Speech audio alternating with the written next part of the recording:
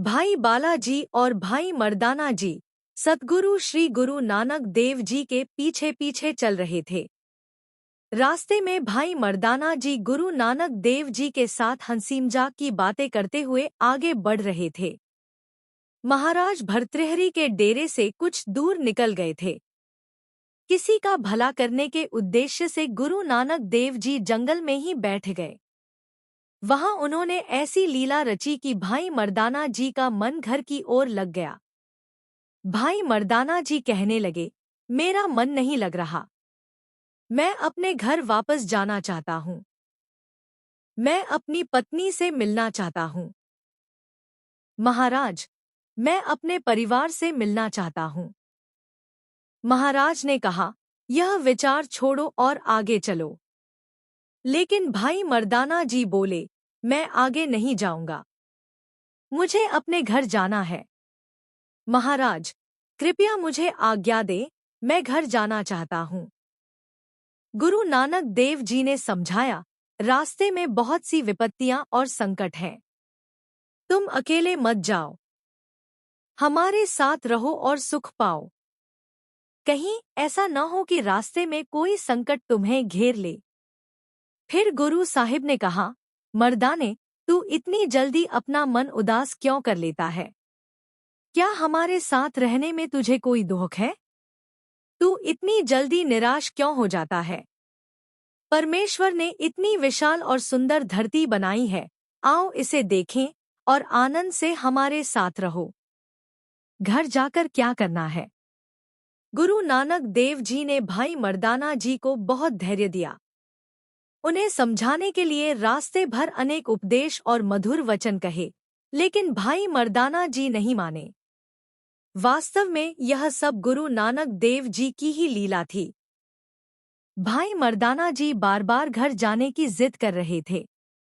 उन्होंने किसी की बात नहीं सुनी और कहने लगे, महाराज, मुझे घर जाने दीजिए। मेरा भी मन अपने परिवार, रिश्तेदारों और घरवालों से मिलने का करता है। मैं आगे नहीं जाऊंगा। कृपया मुझे यहीं से आज्ञा दे ताकि मैं घर वापस जा सकूं। तब गुरु नानक देव जी ने भाई बालाजी से कहा, शायद यह तुम्हारी बात मान ले, तुम इसे समझाओ और यहीं रोक लो। भाई बालाजी ने भाई मर्दाना जी से कहा, तुम यह क्यों भूल जाते हो कि गुरु नानक सच्चे पातशाह स्वयं निरंकार का स्वरूप हैं। जो व्यक्ति निरंकार का साथ छोड़कर चला जाए, उससे बड़ा मूर्ख कौन होगा? जो परिवार के मोह में फंस जाए और स्वयं परमात्मा का साथ छोड़ दे, वह पारस पत्थर को छोड़कर कांच को पकड़ना चाहता है। भाई मर्दाना जी बोले, तुम चुप रहो। तुम्हें क्या पता कि मेरा मन अपने घरवालों से मिलने के लिए कितना व्याकुल है। भाई मर्दाना जी ने किसी की बात नहीं मानी और अपने घर की ओर चल पड़े। चलते चलते वे जंगल में पहुंच गए। एक ओर गुरु नानक सच्चे पातशाह जंगल में विराजमान थे और दूसरी ओर भाई मर्दाना जी जंगल के रास्ते आगे बढ़ते जा रहे थे। गुरु नानक देव जी एक दिन वहीं बैठे रहे, जबकि भाई मर्दाना जी हट करके अपने परिवार की ओर चल पड़े। वे यह सोचकर बहुत प्रसन्न थे कि अब अपने घरवालों से मिलेंगे। एक दिन तक भाई मर्दाना जी लगातार जंगल में चलते रहे। दूसरे दिन जब वे आगे बढ़ने लगे तो रास्ते में एक राक्षस रहता था। जैसे ही उस राक्षस ने भाई मर्दाना जी को देखा, उसने उन्हें पकड़ लिया और अपनी गुफा में ले गया। राक्षस ने भाई मर्दाना जी को उठाकर पकड़ा हुआ था। उस समय भाई मर्दाना जी सोचने लगे, अब मुझे कौन बचाएगा? भय के कारण उनका शरीर कांपने लगा। उनके मुंह का थूक सूख गया और चेहरा पीला पड़ गया। उस घने जंगल में दूर दूर तक कोई दिखाई नहीं दे रहा था जिससे वे सहायता मांग सकते। चारों ओर भयानक जंगल था और राक्षस उन्हें अपने ठिकाने पर ले गया। अब भाई मर्दाना जी समझ गए कि उनका बचना कठिन है। वे सोचने लगे, अब मेरा जीवन समाप्त हो जाएगा। मैंने गुरु नानक सच्चे पातशाह की आज्ञा नहीं मानी, इसलिए आज इस संकट में फंस गया हूँ। मुझसे अपराध हो गया है। राक्षस ने भाई मर्दाना जी को बांध दिया। तब भाई मर्दाना जी गुरु साहिब के बारे में सोचने लगे। वाह, मेरे महाराज कितने दयालु और कृपालु हैं। यह विचार करके कि गुरु साहिब को याद करने से उनका भय दूर हो जाएगा, उन्होंने गुरु नानक सच्चे पातशाह का स्मरण किया और उनका ध्यान लगाया। ध्यान में लीन होकर भाई मर्दाना जी प्रार्थना करने लगे, महाराज, मुझे इस राक्षस से बचा लीजिए। मुझे इससे बहुत डर लग रहा है। यह बहुत भयानक है। मैं वचन देता हूँ कि आगे से कभी आपकी आज्ञा का उल्लंघन नहीं करूँगा और आपके हर आदेश का पालन करूँगा। भाई मर्दाना जी की यह अरदास गुरु नानक सच्चे पातशाह तक पहुँच गई। तब गुरु साहिब ने भाई बाला जी से कहा, भाई बाला, राक्षस ने भाई मर्दाना जी को पकड़ लिया है। फिर गुरु साहिब ने कहा, वह राक्षस मर्दाने को तेल में तलकर खाने वाला है। यह सुनकर भाई बाला जी बोले, भाई मर्दाना जी को इतनी सजा तो मिलनी ही चाहिए थी। इन्होंने आपकी बात नहीं मानी। मैंने भी इन्हें बहुत समझाया था, लेकिन इन्होंने मुझे चुप रहने को कह दिया और घर जाने की जिद करने लगे।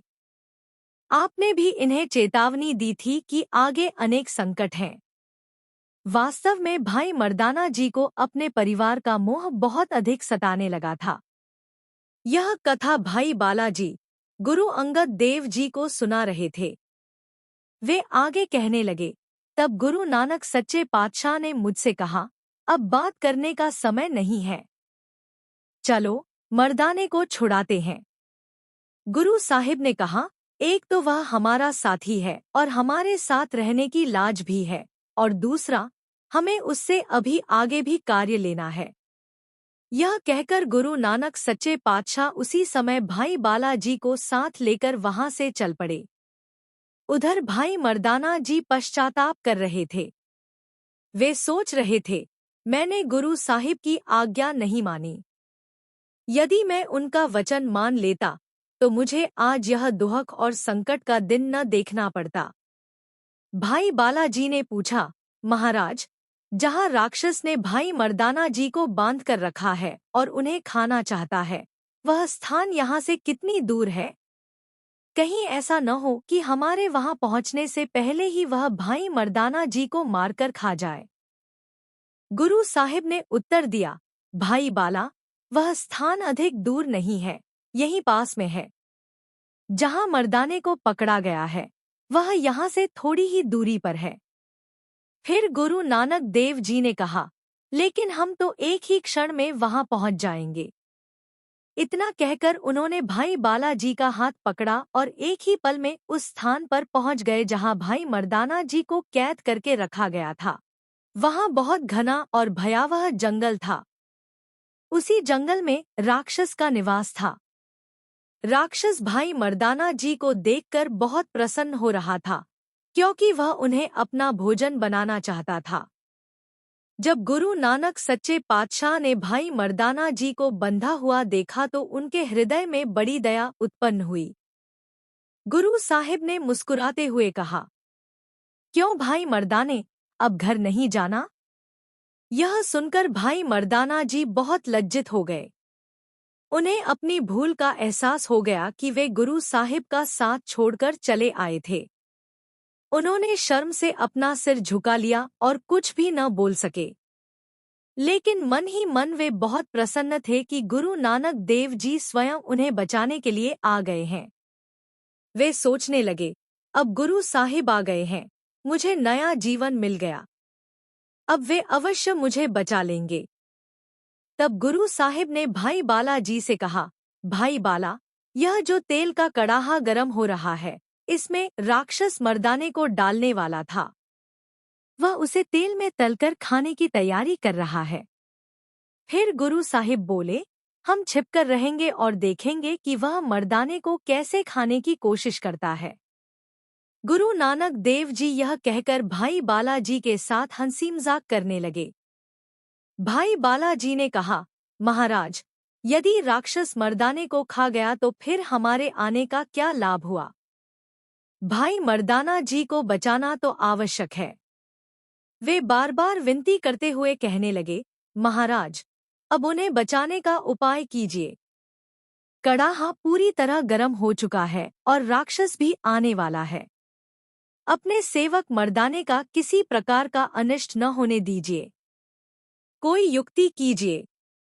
इस पर गुरु नानक सच्चे पातशाह बोले, भाई बाला, जो तमाशा परमात्मा दिखाए उसे शांत होकर देखो।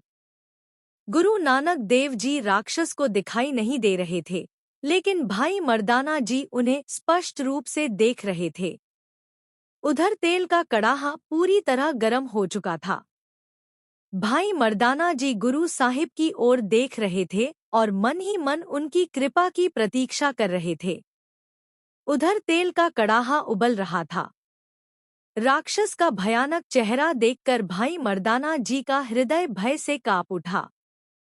जब राक्षस भाई मर्दाना जी को उबलते हुए तेल के कड़ाहे में डालने लगा, तब भाई मर्दाना जी ने अपनी आंखें बंद कर ली और पूरे मन से गुरु साहिब को पुकारने लगे। वे बार बार कहने लगे, हे गुरु नानक सच्चे पातशाह, मुझे बचा लीजिए। महाराज, मुझ पर कृपा कीजिए। इस गरीब की लाज रख लीजिए। यह समय मेरे अवगुण देखने का नहीं है। भाई मर्दाना जी चीख चीख कर विनती करने लगे, मुझे बचा लीजिए, महाराज। जब उन्हें उस तपते हुए तेल के कड़ाहे में डाला गया, तब भी उनके मुख से निरंतर गुरु नानक सच्चे पातशाह का नाम निकल रहा था। गुरु साहिब की कृपा से जो तेल का कड़ाहा उबल रहा था, वह तत्काल ठंडा हो गया। इसके बाद गुरु नानक सच्चे पातशाह ने उस राक्षस को अपना दिव्य स्वरूप दिखाया। गुरु साहिब ने राक्षस की ओर दृष्टि डाली और राक्षस को उनके दर्शन हुए। राक्षस आश्चर्यचकित होकर बोला, आप कौन हैं? आपने इस उबलते हुए कड़ाहे को ठंडा कैसे कर दिया? तब गुरु नानक सच्चे पातशाह ने कहा, कोड़े, इसे खा लो। तुम इसे क्यों नहीं खाते? खाने में देर क्यों कर रहे हो? क्या तुम्हें तला हुआ भोजन अच्छा नहीं लगता? राक्षस का नाम कोड़ा था। आश्चर्य की बात यह थी कि अब तक किसी ने उसका नाम नहीं लिया था और न ही उसने कभी किसी को अपना नाम बताया था। यह सुनकर वह अत्यंत हैरान हो गया। वह सोचने लगा, इन्हें मेरा नाम कैसे पता चला? मैंने तो कभी किसी को अपना नाम नहीं बताया। फिर उसने गुरु साहिब से पूछा, आपको मेरा नाम कैसे मालूम हुआ? हम तो पहले कभी मिले भी नहीं। मैंने अपने जीवन में आपको पहली बार देखा है। फिर आपको मेरा नाम कैसे पता चला? गुरु नानक सच्चे पातशाह ने कोड़ा राक्षस पर अपनी कृपा दृष्टि डाली। उसी क्षण उसे अपने पूर्व जन्मों का ज्ञान हो गया। गुरु साहिब के दर्शन और उनकी दिव्य दृष्टि से उसकी चेतना बदल गई। उसकी बुद्धि शुद्ध हो गई और उसका हृदय परिवर्तित होने लगा। वह राक्षस दौड़कर अपनी कुटिया की ओर गया और वहां से एक शीशा, दर्पण लेकर आया। उसने वह शीशा गुरु साहिब के सामने रख दिया और पीछे खड़े होकर उसमें गुरु साहिब का चेहरा देखने लगा। जब उसने शीशे में गुरु नानक सच्चे पातशाह का दिव्य और तेजस्वी मुख देखा, तो उसी क्षण उसके भीतर कुछ अद्भुत परिवर्तन हो गया। उसे स्वयं भी समझ नहीं आया कि उसके साथ क्या हुआ। वह तुरंत दौड़कर गुरु साहिब के चरणों में गिर पड़ा। वह पूर्ण श्रद्धा से गुरु साहिब के चरणों में दंडवत लेट गया। फिर माथा टेककर उनके सामने हाथ जोड़कर खड़ा हो गया। कोड़े राक्षस के हृदय में गुरु साहिब के प्रति अपार प्रेम उमड़ पड़ा। वह इतना प्रसन्न और भावविभोर था कि उससे ठीक से बोला भी नहीं जा रहा था। तब गुरु नानक सच्चे पातशाह ने उससे कहा, हमें अपनी कहानी भी सुनाओ। बताओ, तुम कौन हो? कोड़ा राक्षस बोला, महाराज, मैं आपको अपनी कहानी अवश्य सुनाऊंगा, लेकिन पहले मुझे आज्ञा दीजिए कि मैं आपको फल अर्पित करूं। उसके बाद मैं अपना सारा वृत्तांत सुनाऊंगा। कृपया पहले मेरे हाथों से फल ग्रहण कीजिए। इस बीच भाई मर्दाना जी भी कड़ाहे से सुरक्षित बाहर आ गए थे। गुरु साहिब की आज्ञा प्राप्त करके कोड़ा जंगल की ओर चला गया। वहां बहुत सुंदर बेरों और अन्य फलों से लदे हुए वृक्ष थे। उसने बड़े प्रेम और सावधानी से एक एक करके उत्तम फल चुने। वे फल इतने सुंदर, ताजे और आकर्षक थे कि उन्हें देखकर किसी का भी मन ललचा जाए। फल एकत्र करके वह वापस लौटा और उन्हें बड़े आदर और श्रद्धा के साथ गुरु नानक सच्चे पातशाह के चरणों में अर्पित कर दिया। कोड़ा राक्षस उन फलों को लाकर गुरु नानक सच्चे पातशाह के चरणों में रख देता है। गुरु साहिब उसे देखकर बहुत प्रसन्न हुए। गुरु नानक देव जी ने प्रसन्न होकर कहा, ये फल अपने गुरु को अर्पित कर। भाई मर्दाना जी को अपना गुरु मान और उनके आगे ये फल रखकर माथा टेक।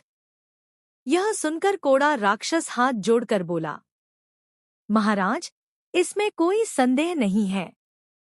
भाई मर्दाना जी के कारण ही मुझे आपके दर्शन प्राप्त हुए हैं। यदि ये यहाँ न आते तो मुझे आपके दर्शन कैसे होते? मेरे लिए तो भाई मर्दाना जी मेरे सिर का ताज है। उधर भाई मर्दाना जी विनम्रता से बोले, महाराज, मुझे किसी फल की आवश्यकता नहीं है। मुझे तो सभी फल मिल गए हैं। बस आप मेरी भूल को क्षमा कर दीजिए। मैंने आपकी आज्ञा नहीं मानी और उसी का दुख मुझे भोगना पड़ा। यदि मैं आपके पास ही रहता तो मुझे कोड़ा राक्षस का सामना नहीं करना पड़ता। महाराज, यदि भविष्य में मैं कभी फिर घर जाने की जिद करूं तो मुझे जाने मत दीजिए। गुरु नानक सच्चे पातशाह मुस्कुराकर बोले, भाई मर्दाने, तू तो हमारा साथी है। तुझे हमारे साथ ही रहना है। फिर गुरु साहिब ने कहा, हमें पता है कि तुझे भूख लगी है। तू ये फल ग्रहण कर।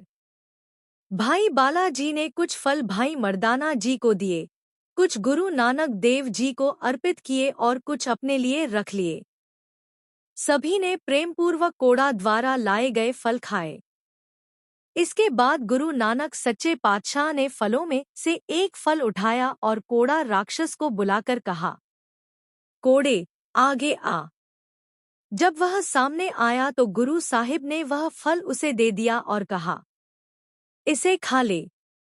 जैसे ही कोड़ा राक्षस ने वह फल अपने मुख में रखा, उसी क्षण उसका पूरा शरीर बदल गया।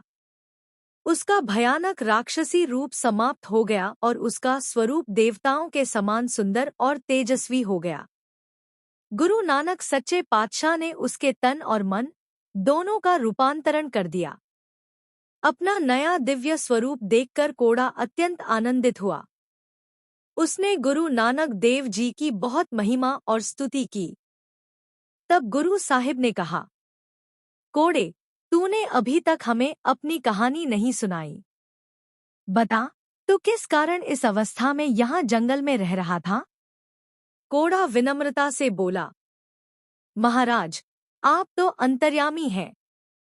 आप सब कुछ जानते हैं। फिर भी आपकी आज्ञा का पालन करते हुए मैं आपको बताता हूँ कि मैं इस रूप में इस जंगल में क्यों रह रहा था। कोड़ा आगे कहने लगा, महाराज, अपने पिछले जन्म में मैं एक बहुत बड़ा विद्वान ब्राह्मण था।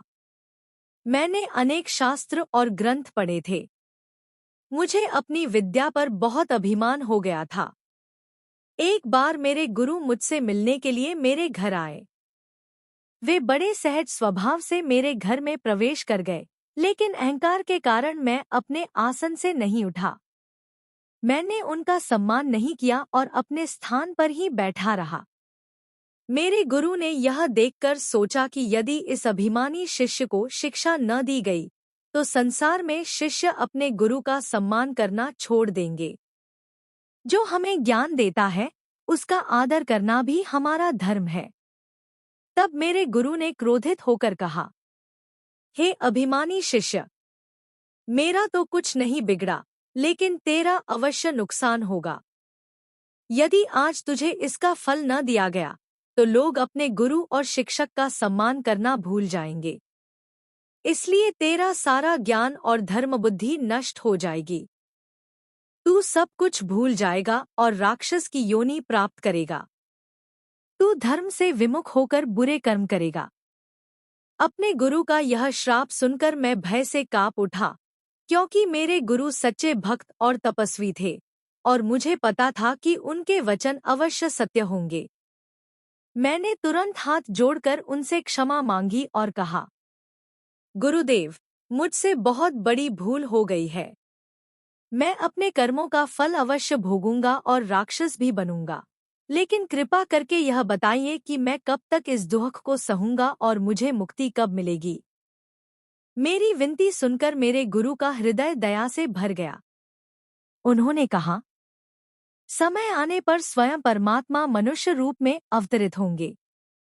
जब तुझे उनके दर्शन होंगे तभी तेरा उद्धार होगा। तब मैंने अपने गुरु से पूछा, गुरुदेव, मैं उन्हें पहचानूंगा कैसे?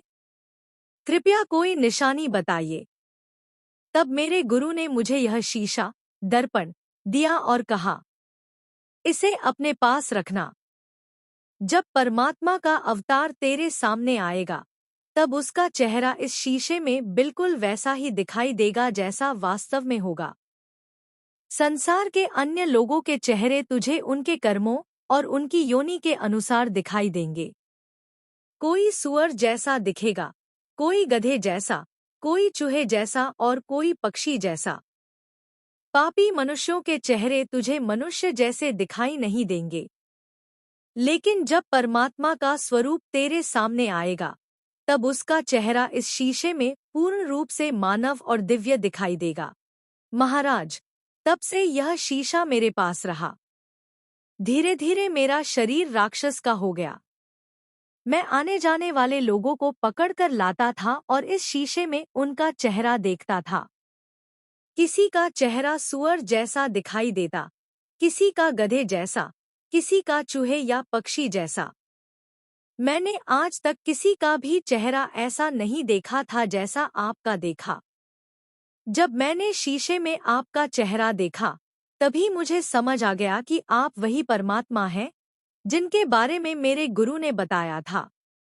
महाराज, आपकी कृपा से मेरा श्राप समाप्त हो गया। मेरा खोया हुआ ज्ञान वापस आ गया। मुझे सभी ग्रंथों और शास्त्रों की समझ फिर से प्राप्त हो गई। मेरा शरीर भी पहले जैसा सुंदर और दिव्य हो गया।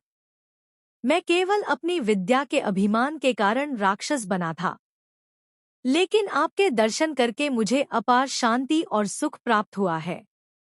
मेरे गुरु ने मुझसे कहा था कि जब परमात्मा के दर्शन होंगे, तब तू सचखंड को चला जाएगा। इतना कहकर कोड़ा, जिसने अब देवताओं जैसा दिव्य शरीर प्राप्त कर लिया था, गुरु नानक सच्चे पातशाह की कृपा से सचखंड को चला गया। यह सब देखकर भाई मर्दाना जी बहुत हैरान हो गए।